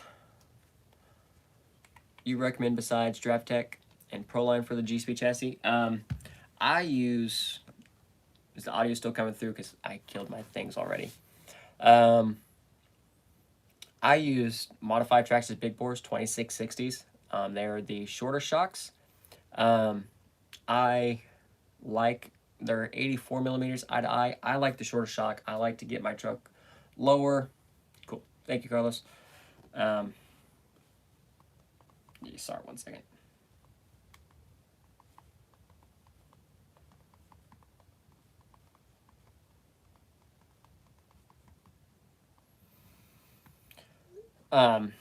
Traxxas Big Bore 2660s. In the Works RC Big Bores, I use the 90s or the 80 millimeters. 80 millimeters if I'm doing a portal build, I'll use the 90 millimeter if I'm doing a straight axle build, or 80 millimeters anyway, just because it's nice and shorter. You do modified Element Enduro shocks with no preload spring cup or preload spring cup, and Lowe's Mini T-spring. Modified Traxxas TRX4 shocks are a very good shock. Yeah, any of the modified by using the Mini T-spring. Those are the shocks I use. Pink for the Supra, I could totally pull off a pink Supra. I wouldn't even think twice about it. Ooh, Rock Jock. Hey, Darren, while you're at the computer, does Rock Jock still have Creeper T cases in stock? Not that I'm going to order one yet, but I still want to see. I'm going to hope they hold out till next week. So I'm in trouble until next week.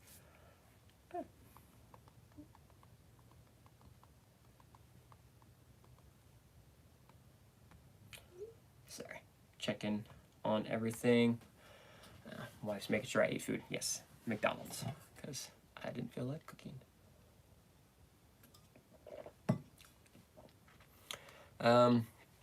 Santiago here. When weighing your chassis for shock oil thickness, are you including the axles of the chassis since the shocks are mounted to the axle? Or when it comes to weighing the truck, I play with the shock oil differently. I know the springs I want to use.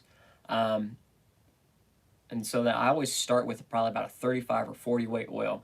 And I go out and drive it and see how everything flows, see where areas and everything are compressing okay, stuff like that. And then go from there. You can change some of that using the lighter oil, but changing out the dampeners inside the shock themselves, stuff like that. But overall, I weigh the truck overall, just everything, how the truck sets, just for an overall weight, not necessarily for shock oil purposes, but overall. But it gives me a good idea, and I know a rough idea how much my axles weigh. So I do that, and then I start about 35 or 40 weight oil and kind of work from there. See how everything's flowing and stuff like that. Drop the oil down if I need to, raise the oil thickness up if I need to, and kind of just go from there. Part of that is lots of testing, lots of tuning, lots. I know it's my favorite. It's everyone's favorite part of building shocks and changing shock oil, but it is one of those things. Changing out stuff like that, and trial and error. Once you get to a point, you kind of know what combinations work. You know how everything goes from there. And once you get your first couple custom builds out, you get a very good general idea how everything's going to work together, what type of way to oil and everything like that, how it's all going to flow. And then you can just, at that point, you're in your own groove and your own pattern.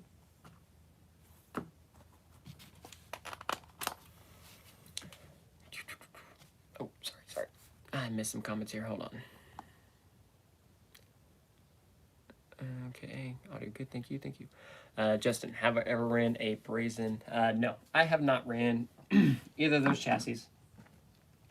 I've seen lots of people run them. It looks like a solid chassis. I read and hear lots of good things about them, but no, I have not ran one, and for the time being, probably will not be running one for a while, for other reasons. But nonetheless, I've read good things about it. Indy, TRX4 shocks, yes. The TRX4 shocks, especially you get the mod on them, or just regular shocks and do some work with the springs. Solid shock. They don't leak either. They are just a rock solid shock. Like, I like modify the trucks, like the 21 Bronco. It's done. It's staying where it's at. I'm not touching the shocks. The 10.3, I'm already trying to figure out what shocks I want to put on it. And being a trail truck, honestly, it's probably just going to get a set of Desert Lizards. Just our, budget-wise, good and everything there.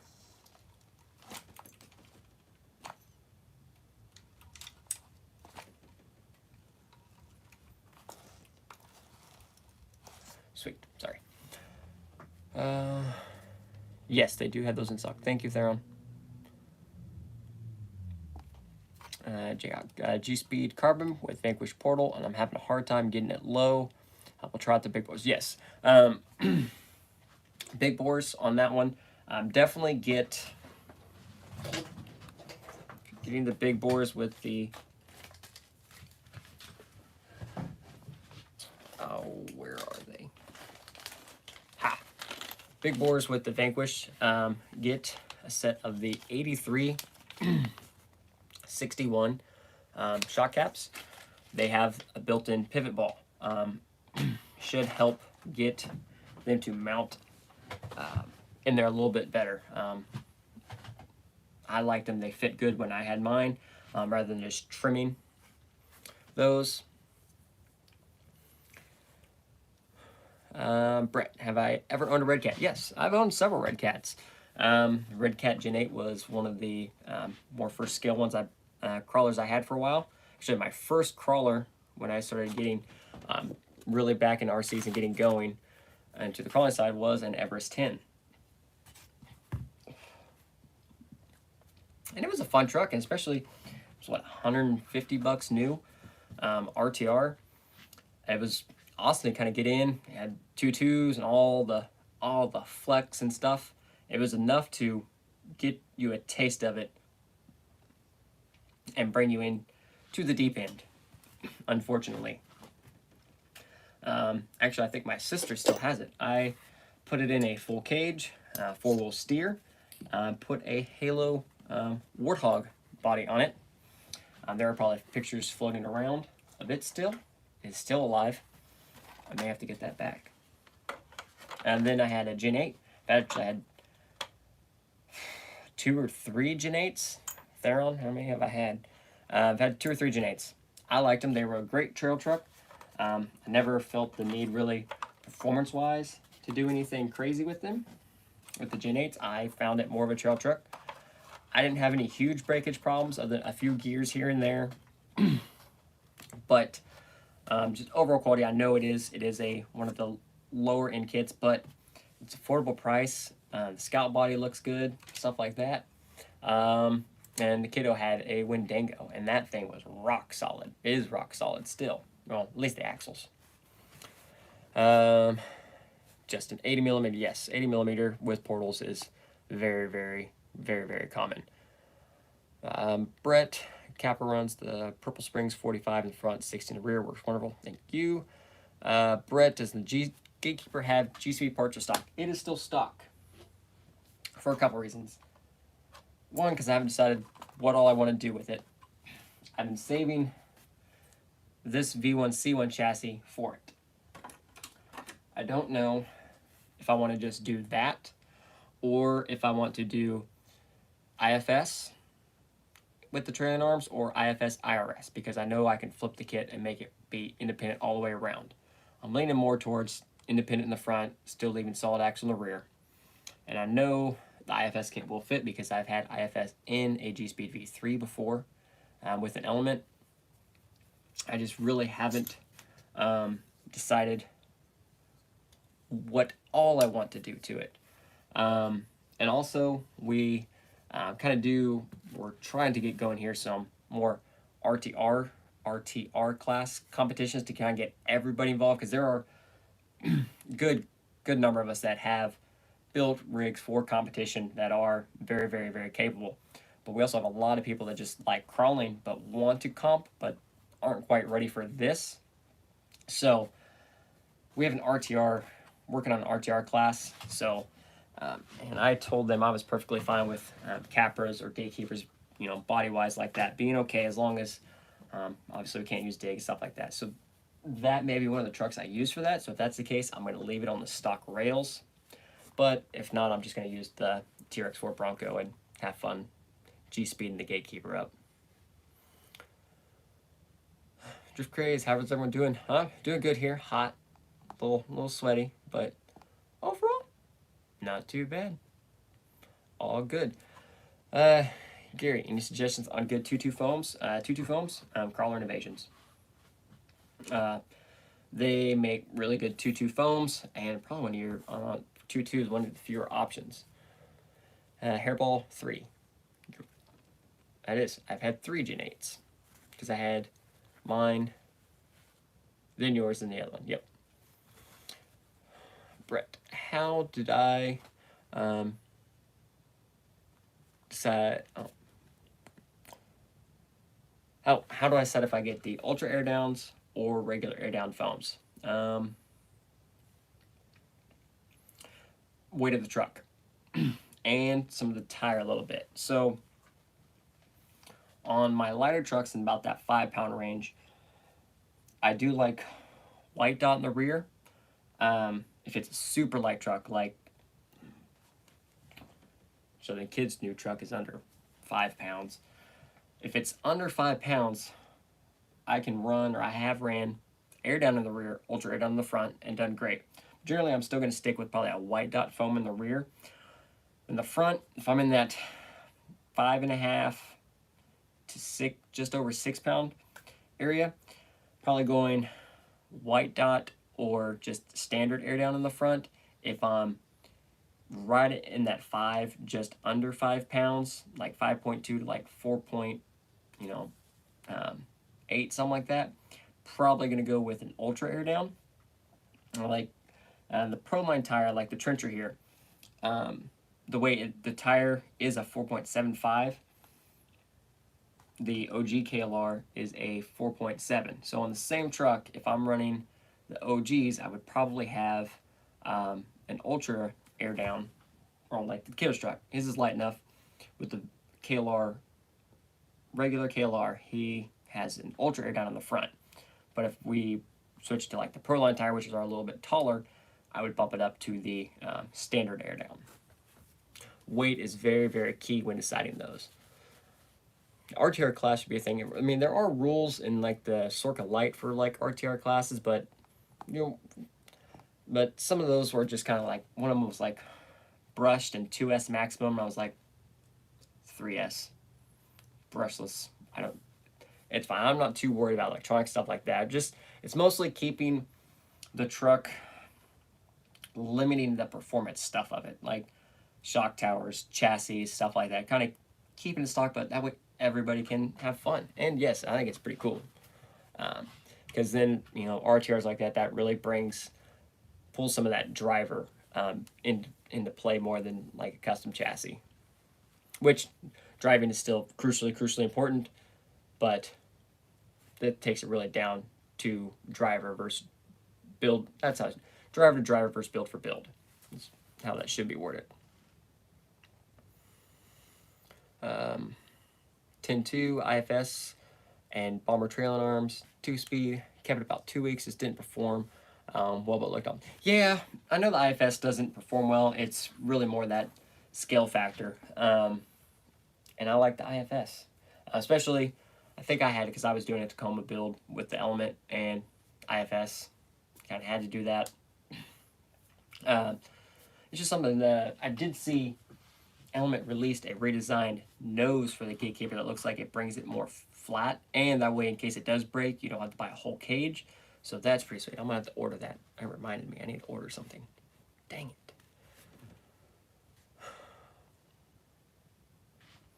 Yeah, RTR would be would have to be all stock except for wheels and tires. Your shocks, yeah, I'm how I kind of let it. Well, wheels and tires were okay.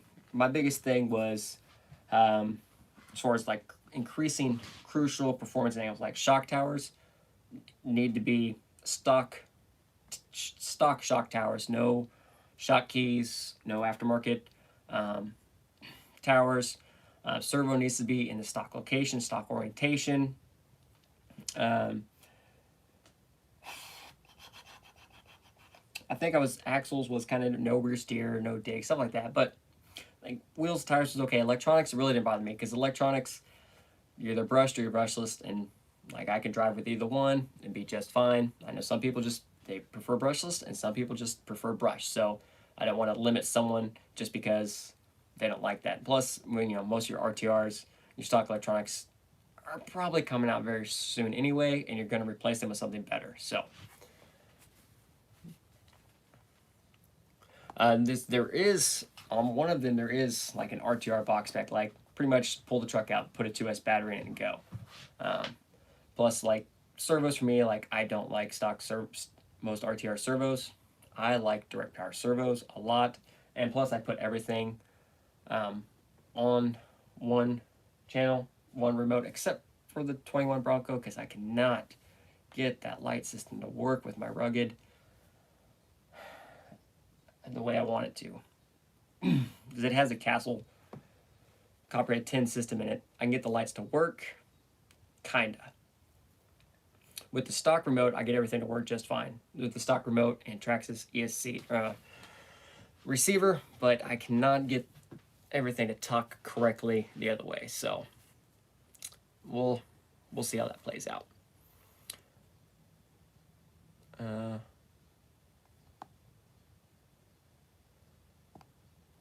second. You need I think it was on the Element page. 1 second, Brett. I will check for you.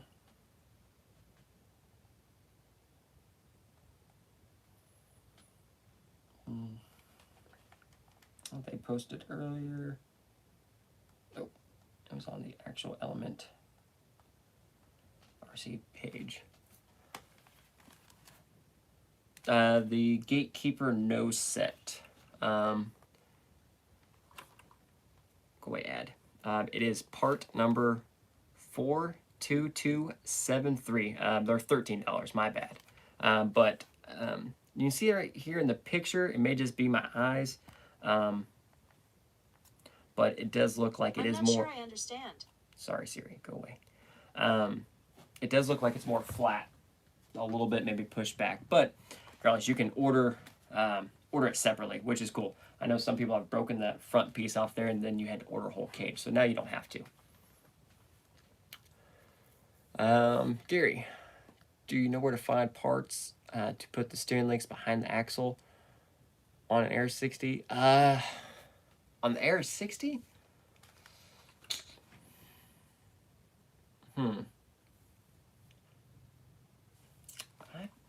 Air 60 parts, I would most likely be looking at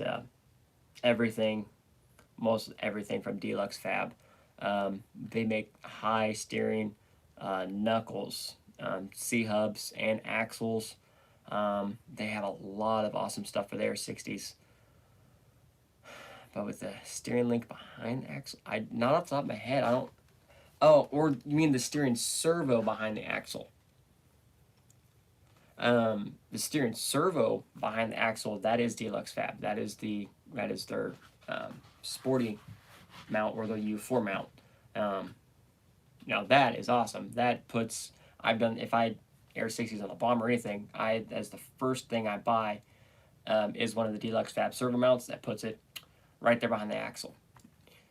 If that's what you're talking about, it is Deluxe Fab. As far as steering links, I don't know. But the servo behind the axle is from Deluxe Fab.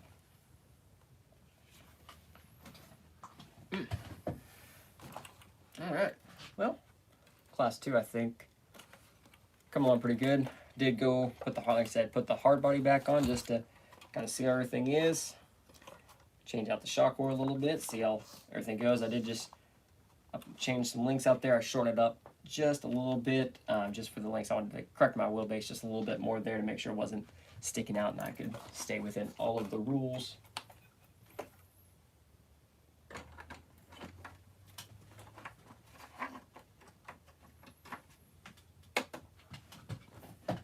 Wheels, tires, Baby Yoda, those can stay there. The Ec.2. Yeah, Ec.2 does look cool. RTR's out right now, the Ec.2 would probably be the next one I would pick. Just because it's, like I said, it's Element without, it's Gatekeeper without the cage, but looks good. The body will be very, very popular. But anyway, guys, everyone tuning in. Wasn't too crazy now, just trying to tune up and finish up a few little things, but I'm probably gonna wrap this one up. Gotta get the puppers some stuff and get ready for bed because I got to work in the morning. So any questions or anything like that, so the video will pop up here shortly. So you can add anything you want in there. Until next time, maybe the reason I posted off 2 weeks early because of Axo Fest last week, so maybe we can do one next week too. Let me know how you guys feel about that. I'll post up in the community part of the section. See there, and also I'm getting the Adventures page on Facebook more coordinated so I can use it a little bit friendlier. So check it out on there and on Instagram as well. That's where I'm at. If you have any questions, a lot of everyone's been knowing how to find me and get a hold of me for questions. So until next time, we'll see how everything goes. Thanks for tuning in. Thanks for all the positive comments. We will see what happens next time. A couple videos we'll do 10.3 and the Rift. Anything else out there, always let me know any suggestions and some videos. And yeah, Bama, yeah, I think next week might work as well, actually, because I'm going to be, I have several Toyota trainings and events next month and King of Missouri. So schedule-wise, actually next week, it will. We will be doing one next week on the 5th because the next 2 Thursdays I will be unavailable. King of Missouri and a training of Toyota event, and then 1 week off, and then another training event. So yeah, next Thursday it looks like that'll be the day. So August 5th, tune in. We'll do this again. I'm trying to figure out if there's anything specific you guys want me to talk about. I actually should have some more parts in for several other builds in by then as well. So we'll go from there. Maybe if I get all the rest of the parts, we'll do a T-case install and go from there. Also, I'll be doing a video on the King, Missouri, just going over all the trucks and the new changes. So until next time, everyone, have a great one and crawl on.